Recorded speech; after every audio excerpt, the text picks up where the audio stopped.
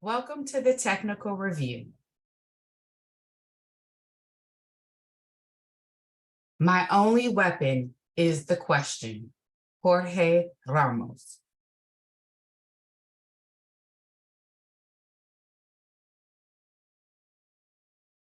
Our agenda for this section or this module will be our objectives, discretionary considerations, writing statements, letters of reference, ASPPH member schools, and short-term and long-term goals.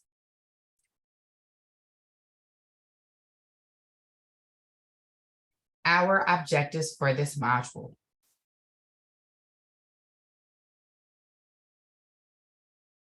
We'll use an expanded list of considerations of discretionary categories. These categories may apply to the candidate directly or indirectly. We'll assess for the fellowship skills development and/or learning components of the project and qualifications of the desired applicant.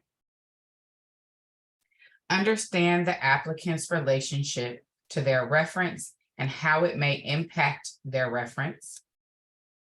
Ensuring accessibility of the fellowship programs to all ASPPH member schools, and assessing an applicant's short-term and long-term goals.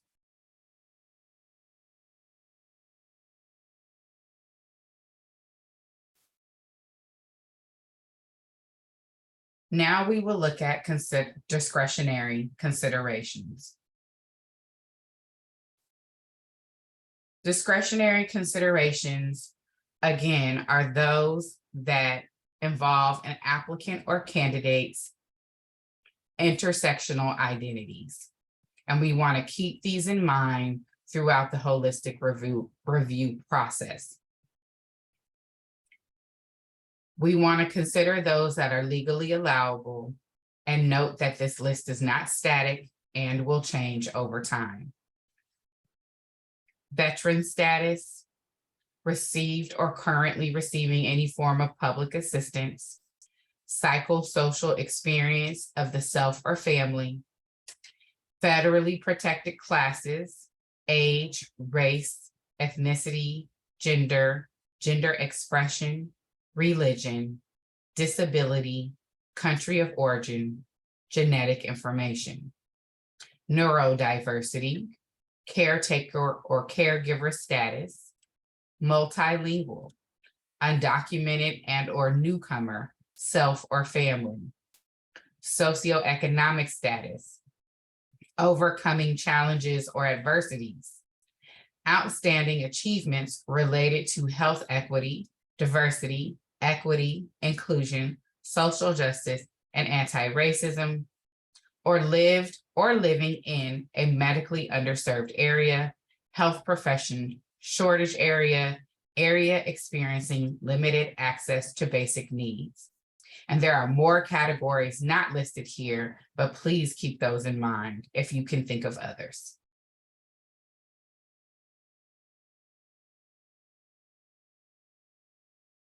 Next, we will go over the writing statements. As we review the writing statements, we have three general considerations when reviewing them. We want to look at a candidate's past skills and experiences that have prepared them for the fellowship.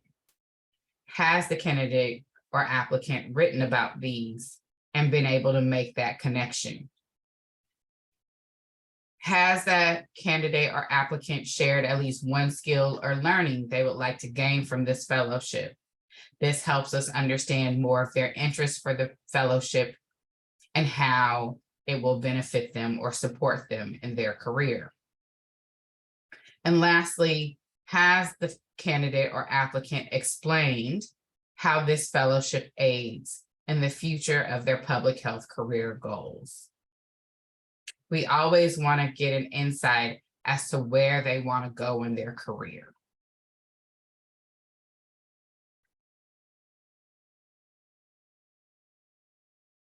Now, there are more specific writing statement prompts that can be written that will be adapted in the future of this fellowship program, but can be considered now just in case an applicant has done some deeper research or shares more about themselves.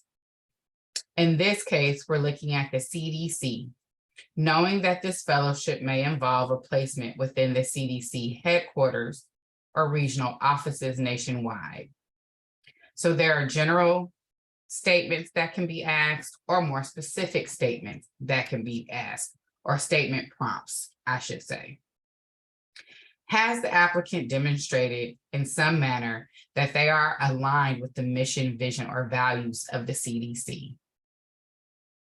And more specifically, an option is one of the CDC's core values is we are honest and ethical in all we do.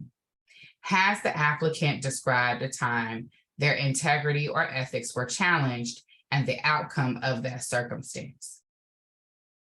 Again, these kinds of prompts are not static. They can be updated and modified as the program shifts and changes. However, they're very helpful, and in the future, these will be adapted into the process for holistic review.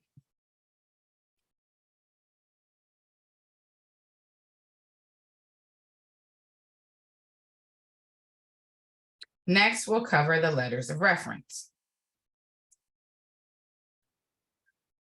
Currently, the CDC fellowship with ASPPH only requires 2 letters of reference. However, we would like to provide more guidance to applicants or candidates on those types of references for them to select from. And here are the different types. Academic, a faculty member from the candidate's ASPPH member school. Public health professional, a persons that are currently working in the field of public health. Other professional experience, those that do not work in public health who have knowledge of the candidate's work experience. Community service or volunteer service, representative of the persons or organizations that the applicant has performed community or volunteer service with. And other life experience, provides additional perspectives of the candidate from co-curricular participation, leadership, awards, honors, and etc.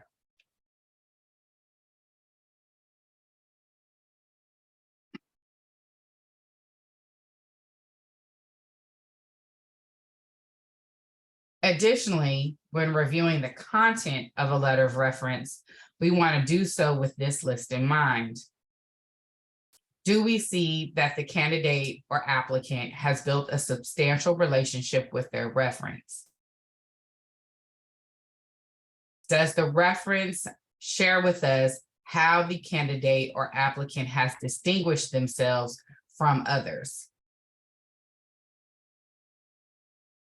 Does the letter of reference happen to address skill development and learning components of the project? Does the reference also discuss one or several of the desired project qualifications in relation to the candidate or applicant? And lastly, if applicable, do they share any areas of improvement for the applicant? Currently, this content is not provided to references, but will be in the future.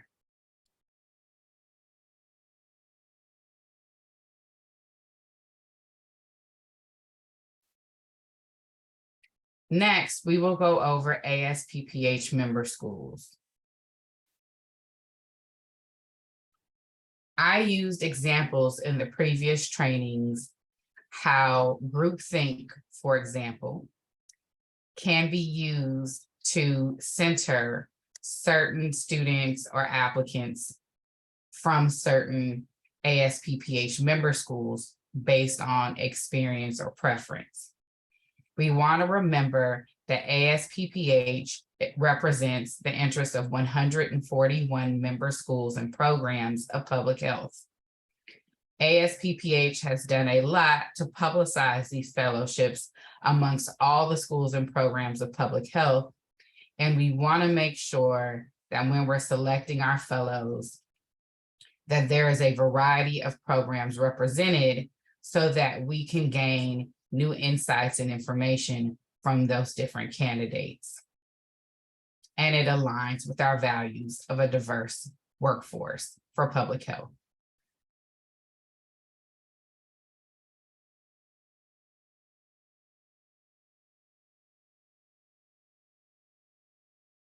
And lastly, we want to cover short-term and long-term goals, which are future contributions to the field of public health.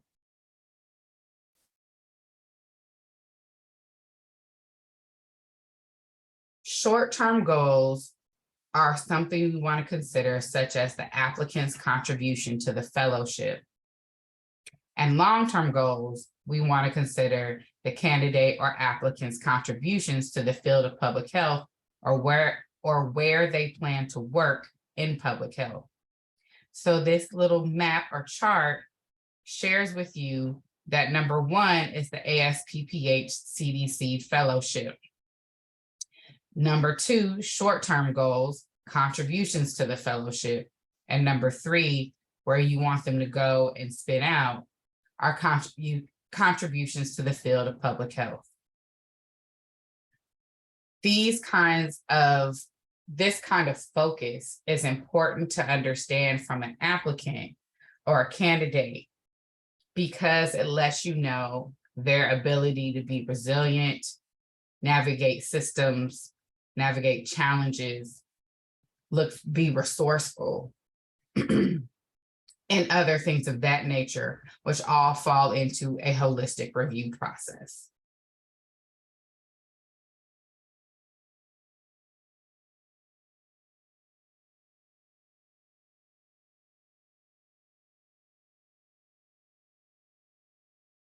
The last training module in this series is module 6 around the holistic rubric.